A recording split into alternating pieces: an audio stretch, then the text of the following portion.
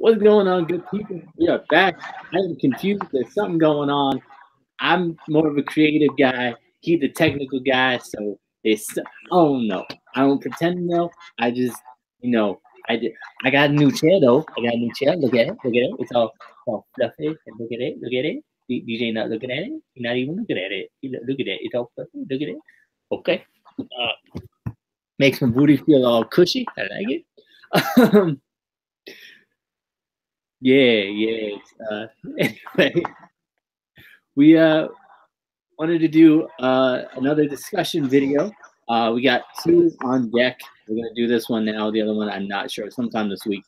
But today we're gonna talk about sort of a state of WWE video, a sort of compact one, I guess you would say. We're gonna talk about in our opinion, the top 6 things WWE needs to stop doing in 2018. Stop doing or change. Because a couple of them aren't necessarily stop, but like do something. Anyway,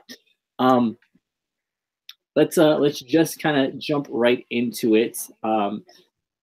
I had 3 and DJ had 3, so we're kind of going to go back and forth, kind of talk about each point a little bit between each other and kind of get both of our thoughts on each point.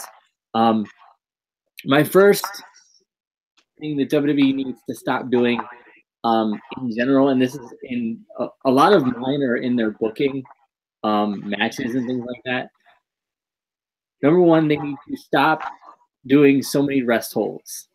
I know we complain about rest holds all the time, and it's not something that you can. It's not something that you just can't do.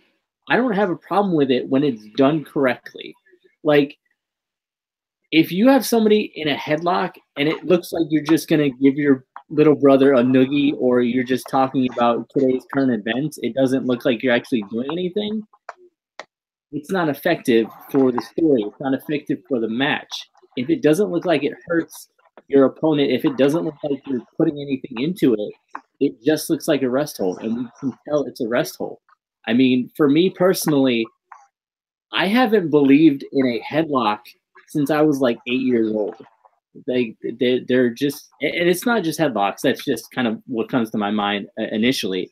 But a lot of rest holds that you'll see in WWE matches where, you can tell it's just a rest hold, or you can tell they're not sure what to do next, or they're kind of going over what to do next.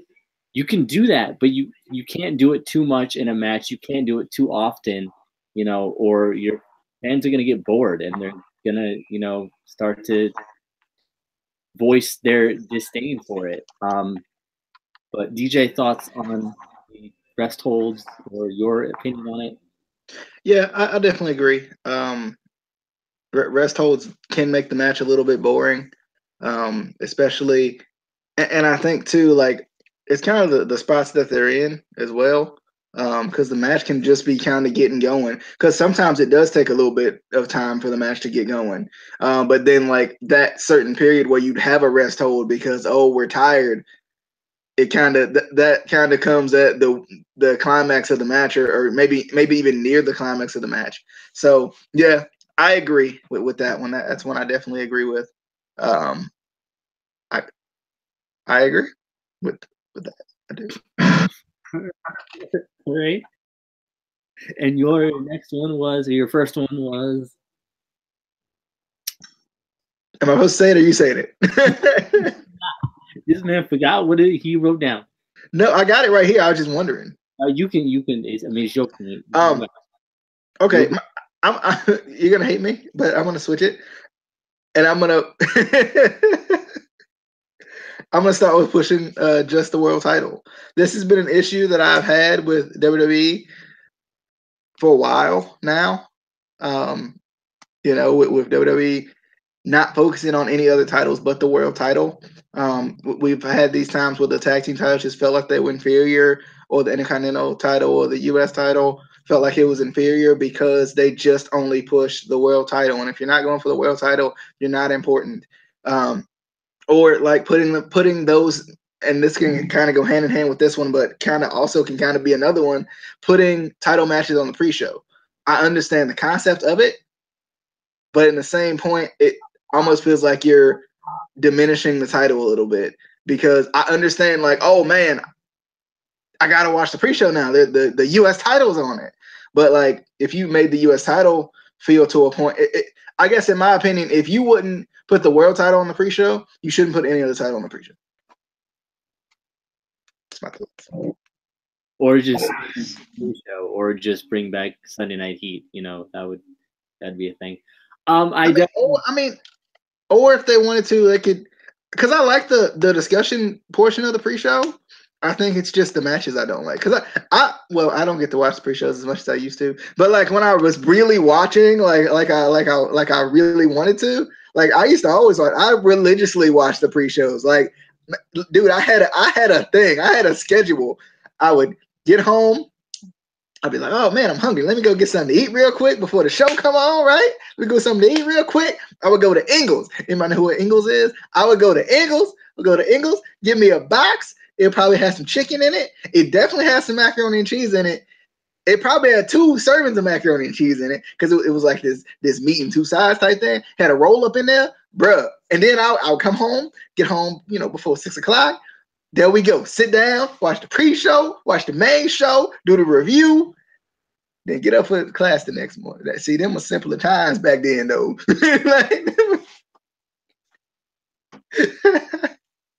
This man, the only person who enjoys watching discussions on a fake sport. Like, bruh, that's all we do.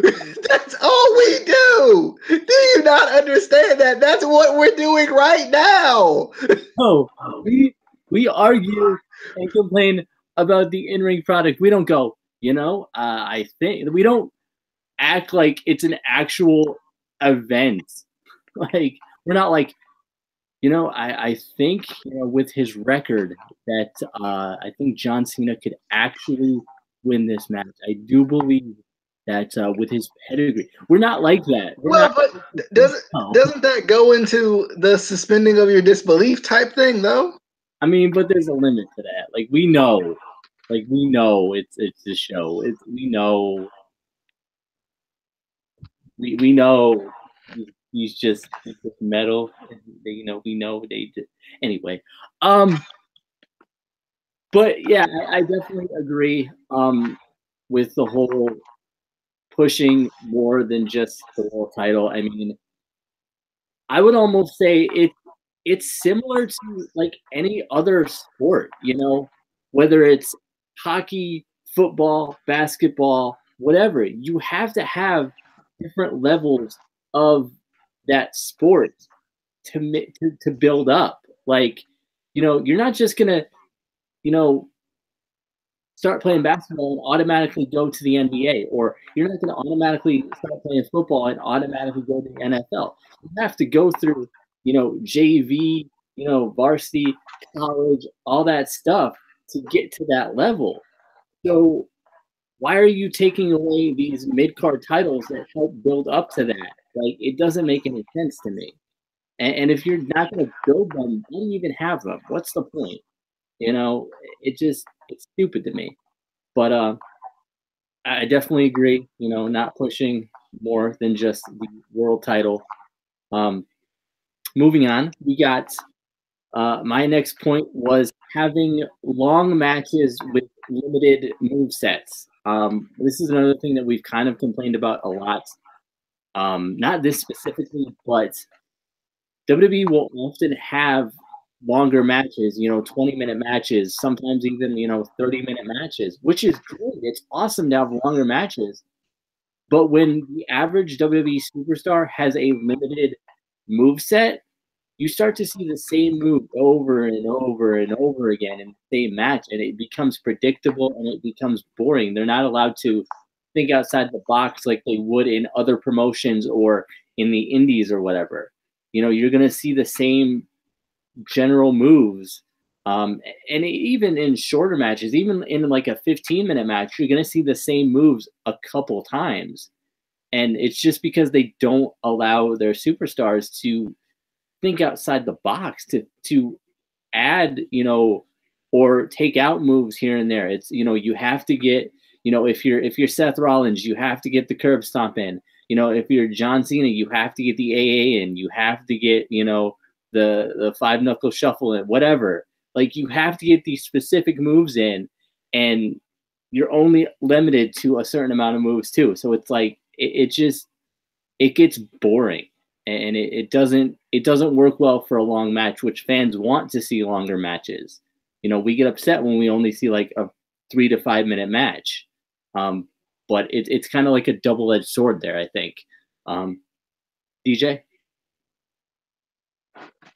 Yeah, I agree.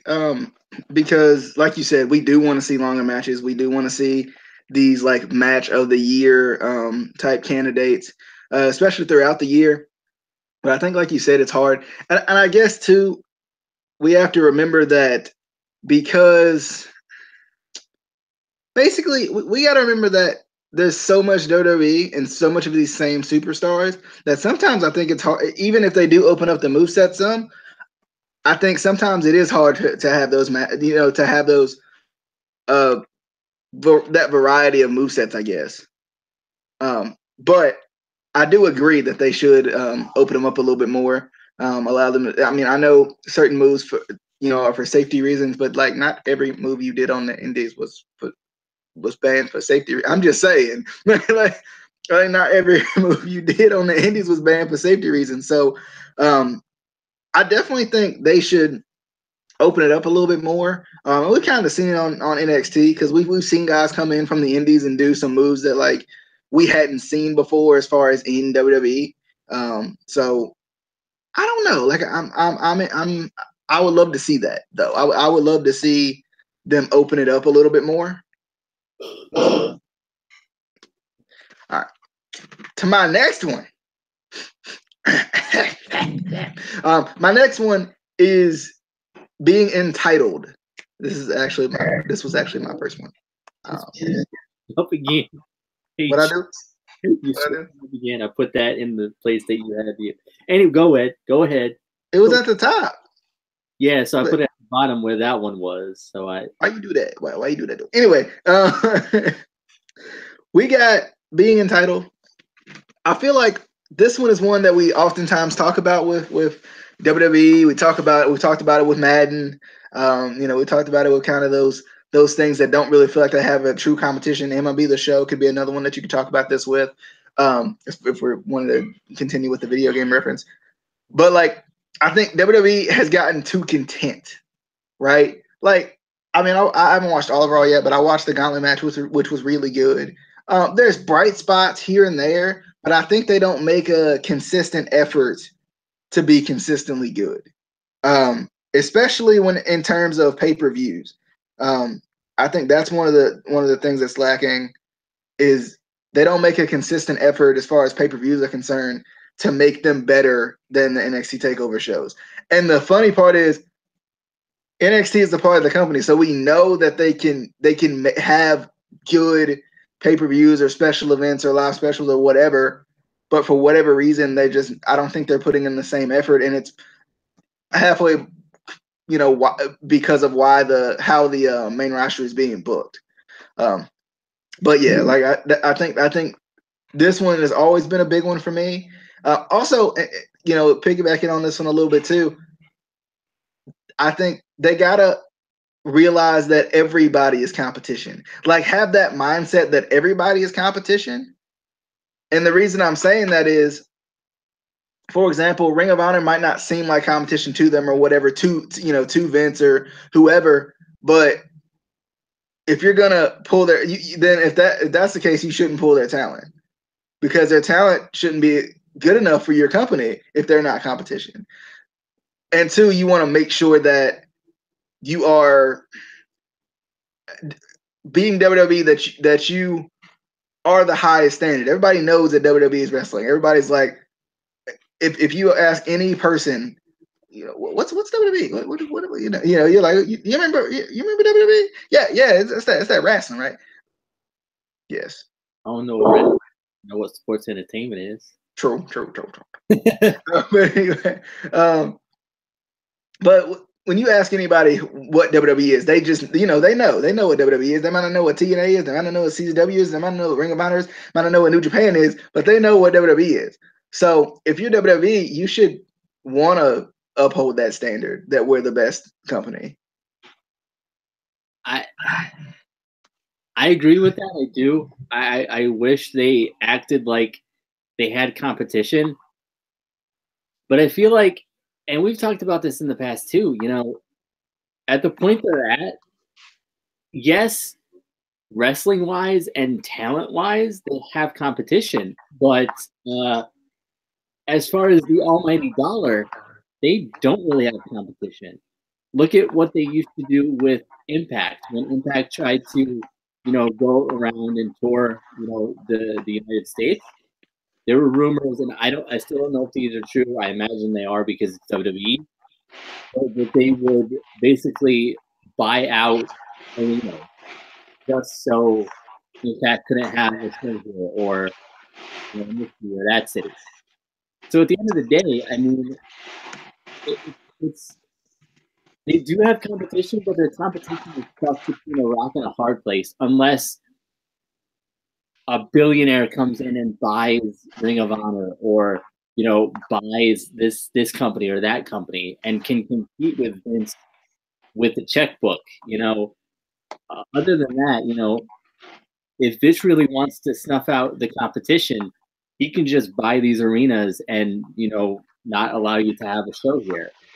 Even if he's not going to have a show there, he could rent it out or overbid for it or outbid you for it, and you're not going to have a show there because he outbid you. It's how business is. So in that respect, unfortunately, I don't see WWE ever having real competition, which is why they're gonna stay the way they are. They're gonna stay in their, we don't have a competition, so we don't have to do anything.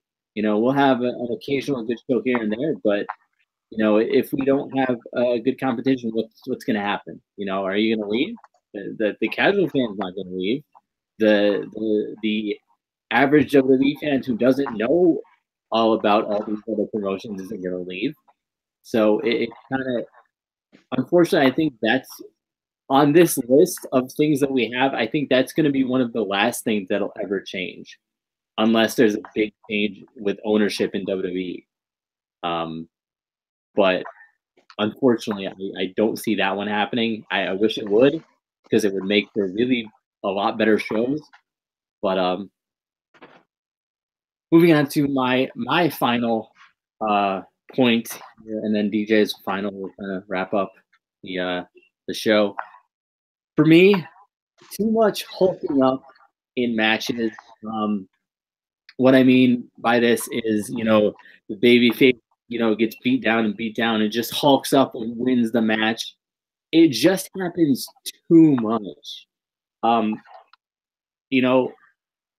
Back in the day, the babyface would constantly get beat down for week after week after week, and then finally come back and, overcome, the heel or the bad guy or whatever.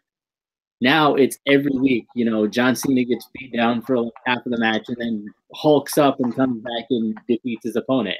And it's like, it ruins the whole show because you know it's going to happen. And it's not just John Cena. It's babyface in general in WWE, I think. They're just going to hulk up and, end up no selling and win the match.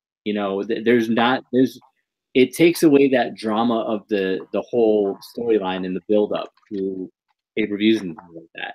They need to stop doing that. They need to go back to what used to work, where the babyface got beat down for weeks and weeks and weeks, and then finally at that big pay-per-view, the heel gets his comeuppance or whatever. It makes for a better show, I think. And honestly, that's not even just WWE anymore. A lot of promotions do that now, where the face, it's just more primarily in WWE still. But in general, I think wrestling needs to go back to that, to build up that, the feuds and things like that, and really get you on the side of the face. If they did that with like Roman Reigns, where he just constantly got beat down and beat down and beat down for weeks and weeks and weeks, and then found a way to overcome the odds at a pay-per-view or whatever, then I think fans would start to turn around and start to hear him. But they do the same thing with him that they do with John Cena. Comes out, he dominates the heel every single time, and you know what's going to happen. You know every week what's going to happen, and it just ruins the show. DJ? Yeah, I agree. And like you said, I think pretty much every company does it now.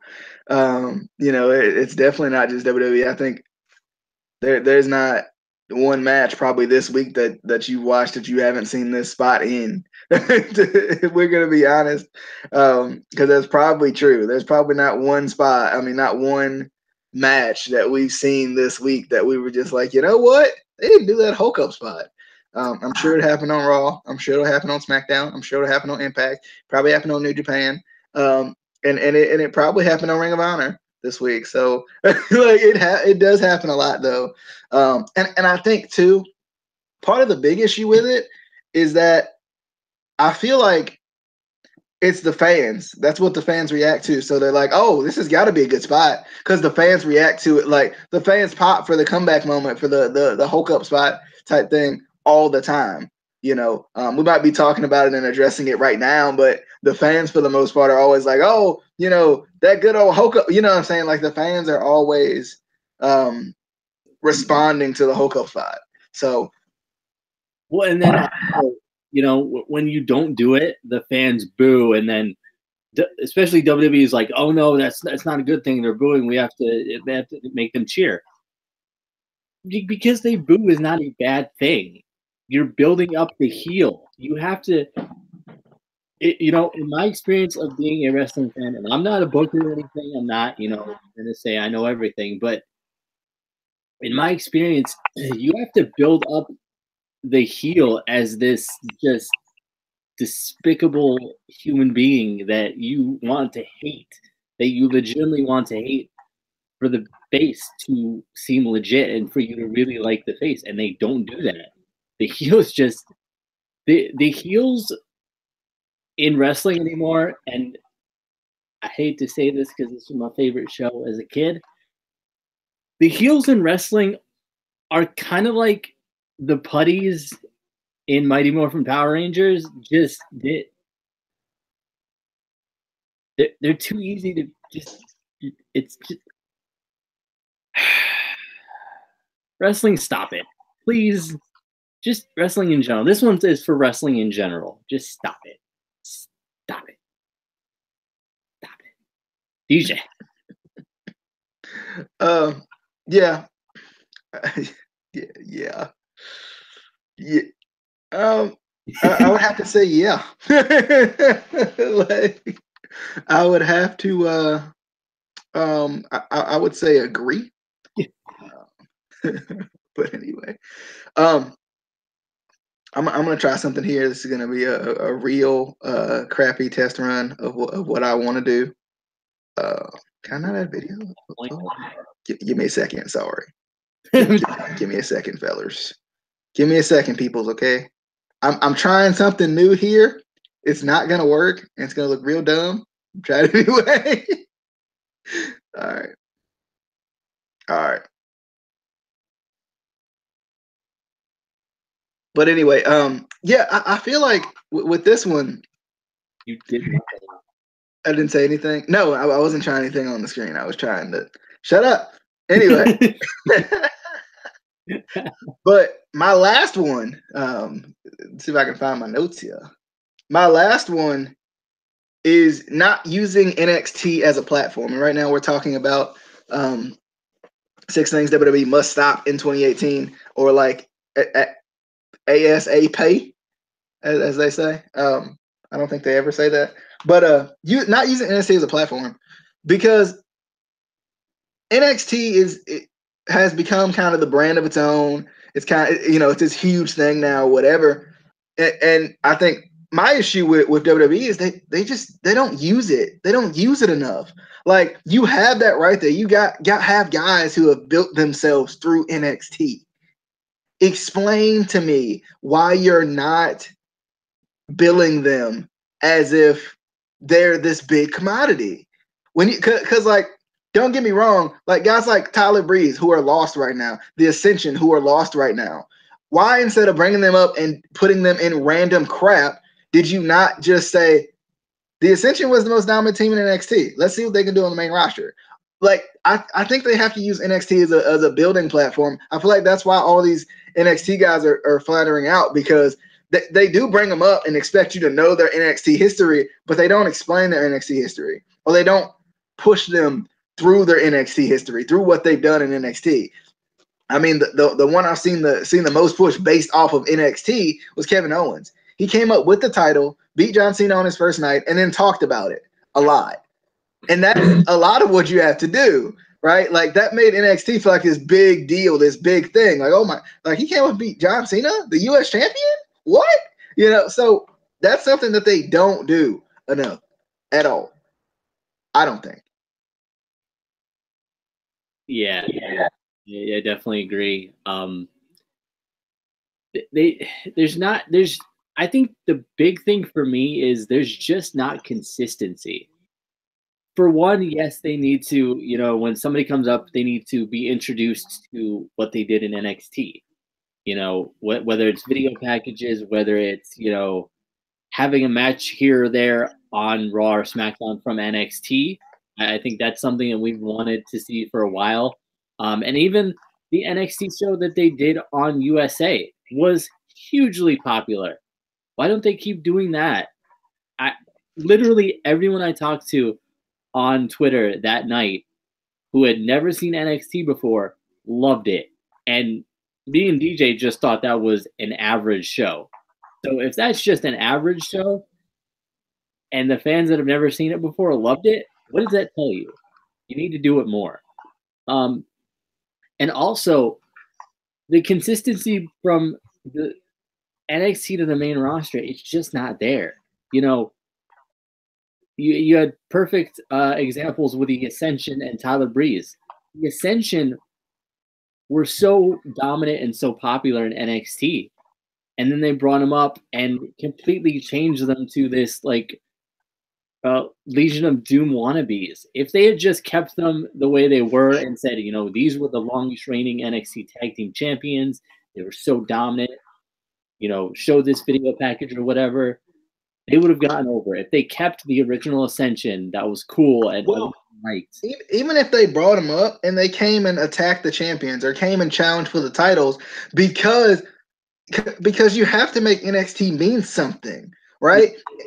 NXT at this point can't just be your developmental territory, because it has its own titles. It has these guys that are coming in from around the world, some of the best wrestlers in the world, going to NXT just to go to NXT. There has to be some sort of oh man, like especially for, and this is more so for not us, because we know Tyler Breeze is awesome, right? We know the Ascension is awesome, right? We know that these tag teams, the Revival, okay, you don't think the Revival, but the Revival is awesome. Top guys out, baby. But anyway, we know these guys are good, or girls. There's also, the women that have came up as well.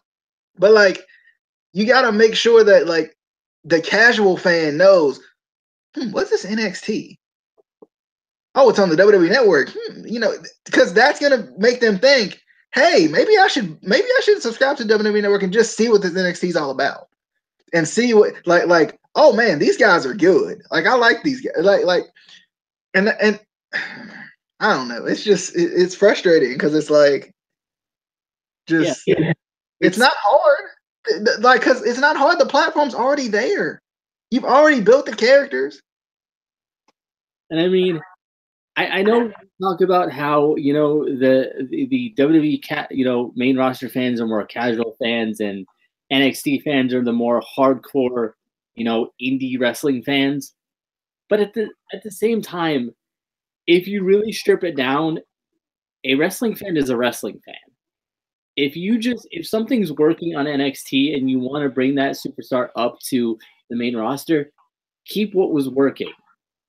let it ride out for a little while. It may take a little while for the fans on the main roster to really understand it and really kind of gravitate to it, but don't give up on it 2 weeks in and then completely repackage them or put them in a tag team and give them stupid gimmicks and vignettes and stuff. Like, actually let it work itself out. I mean, I'm just thinking about it now, and I can't think, except for, like you said, Kevin Owens, I can't think of a superstar that has come from NXT that was the same on NXT that they are now on the main roster, except maybe Sami Zayn. Sami Zayn didn't change too much, but like those two, they were already pretty well known in professional wrestling in general. I'm pretty sure wrestling fans had either heard of Kevin Steen or El Generico. If they haven't seen them, at least heard about them. But honestly, I can't think of any other, NXT superstars or main roster superstars that came from NXT that are the same right now. They were all repackaged somehow or, brought up too soon in some cases. It's just, I definitely agree they're not using NXT as a platform that they could. And it's an amazing platform. It's a platform that a lot of other promotions don't really have. To really groom these superstars and find exactly what their character is. Train them to wrestle in this amazing facility, and then you don't use it. It's pointless. It's like throwing away money, which I'm sure to Vince McMahon is nothing because he's a billionaire. But it just doesn't make any sense. Agreed. I mean, like I said, there's already, like, you have the starting point right there, so it really shouldn't be that difficult. And plus, you see, I guess this is my thing, and I think, no offense to older people, but and not even joking about Casey this time, but older people are just set in their ways, right? Like, they really are. Let's be honest. Like, it was done a certain way, back when I was a boy, it was done a certain way. And older people are very much so set in their ways. And I think maybe that's how Vince is. As much as I love him, maybe he's just set in, like, well, this is what brought me success, so I got to keep doing it. When I was a boy, you had a baby face, and that baby face, he kept getting beaten down every week. And I thought, he ain't never gonna win the title. And then he come to that pay-per-view and he win that title. And the boyhood dream came a reality. Sorry, what? But I think for just a plea for those who still want the PG era to end and all of that, history has a weird way of repeating itself. So this is the PG era, still. It's a reality era now, isn't it? The reality. Yeah, my bad. But like, this is still like the appealing to kids era. And I think history has a weird way of repeating itself where I think, not that we're going to get back to like Attitude Era, don't get me wrong.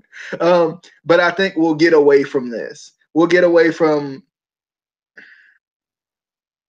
At the same time, if you remember back before Raw was 3 hours, before that terrible decision was made, WWE, Raw was still kind of split into two sections. You had Raw, and then you had Warzone, where like the second hour was more, a little bit edgier and more towards the adults after the younger kids went to bed. I think they could still do that, especially with the fact that they have 3 hours now.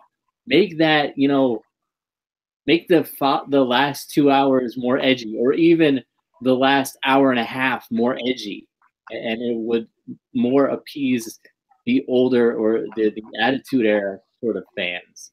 You don't necessarily have to keep the whole show, oh ho ho, here's John Cena and he's wearing another color shirt and he's gonna wrestle Barney. like you can edge it up a little bit. Like, I mean, and we grew up in the Attitude Era, and we turned out relatively fine. Like, I haven't injured anybody at recess rest. It was one time, and I really thought the Canadian Destroyer would work. You know, he's still in the hospital. But no, I mean, if you raise your kids right, your kids aren't going to be stupid and try to do stupid things. You know, and I mean, yeah, we all, you know, had the DX shirts and we all said "suck it" at school, whatever. But like, would you rather your kids, you know, say something that they heard on professional wrestling, or like go out and, you know, sell drugs? Come on, like, it's not that big of a deal, I don't think. Like, if my kids came home and, you know, got in trouble or got detention for saying something that they heard on a wrestling show, to me, it's not that big of a deal because I grew up watching it. I went through the same thing. You know, I know I would It know. could always be worse. Yeah, it could always be. Especially with this world nowadays, it could always be worse. Yeah, yeah. There's some messed up stuff. But so, I mean, I think they could edge it up a little bit. You know, over time they won't. But, you know, they could. They won't. They won't. They. But that was our top 6 things WWE needs to change or fix in 2018. We will be back Wednesday. We might do another discussion tomorrow, depending on time and things like that. Wednesday we'll be back for the NXT review. Thursday we'll be back for the TNA review. One of those days we'll also have to do predictions for the pay-per-view coming up. Is it Hell in a, or is it Elimination Chamber coming up? I think. Yeah. Yeah. Also, we might do a discussion on the new layout to pay-per-view coming after WrestleMania. A lot of there's, I think there's 4 or 5 pay-per-views that are just completely being dropped, and there's going to be one pay-per-view a month that's going to be a dual brand pay-per-view, which I am in favor of. I think is a good thing, especially being on a show where we review pay-per-views every month, and having to do total month is a pain, and we often want to just cry in a corner. It's hard. It's tough. You don't understand what we have to go through when you have to watch all these pay-per-views. And just $9.99 a month, you have to watch all these pay-per-views. You know, and you gotta watch NXT for $9.99 a month. You know, so much. But anyway, we will see you on the next episode, also known as the Flippity Dippity. Yeah, you drink that coffee water. I thought it was the Tamer. I see you on that Tamer there. Who's you on that Tamer there? Yeah.